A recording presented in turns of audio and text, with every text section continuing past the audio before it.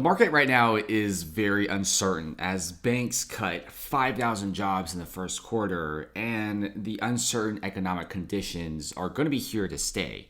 Interest rates are super high, and the Feds kind of refuse to lower it as quickly as possible. Many people are like, okay, maybe the Federal Reserve will be decreasing it like by a quarter basis point every single month. No, that's not happening.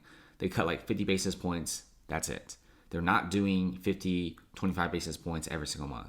In fact, they're doing it very, very slow. And that's what we're seeing here.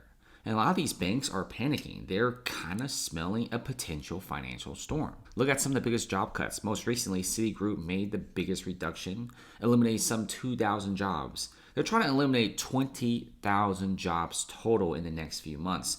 BFA, Wells Fargo, PNC all cut a combined total of 2,000 jobs. Goldman, a few hundred, Morgan Stanley, a few hundred, and JP Morgan Chase, about 2,000 employees being added into their company, which is something that's unheard of right now. At the end of the day, when you do the math, it's bleeding.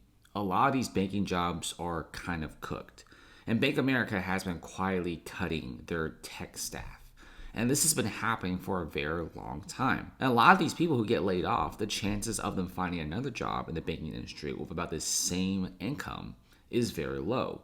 This is why some of the highest paying jobs right now don't exist, because companies are laying them off. And it's not just like the everyday Joes. You have managers that have been working here for years being laid off. Top executives making hundreds of thousands of dollars being laid off. So it's not just the small guys, it's also the really big guys. I mean, even some big tech companies are cutting off their core employees, not just their customer service team.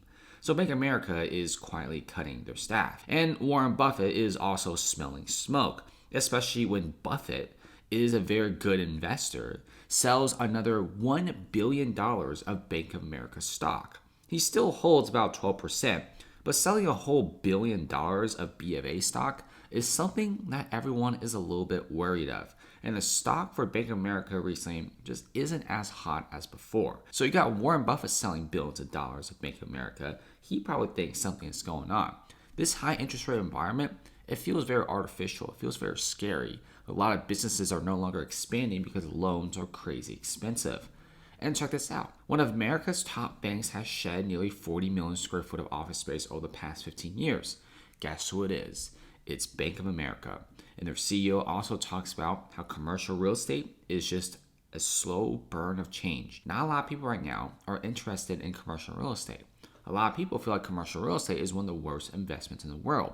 So Bank of America is shrinking office footprint. They're shrinking employees, and therefore they're saving a crap ton of money. Bank of America prides itself as being one of the biggest banks in America, and yeah, they still are.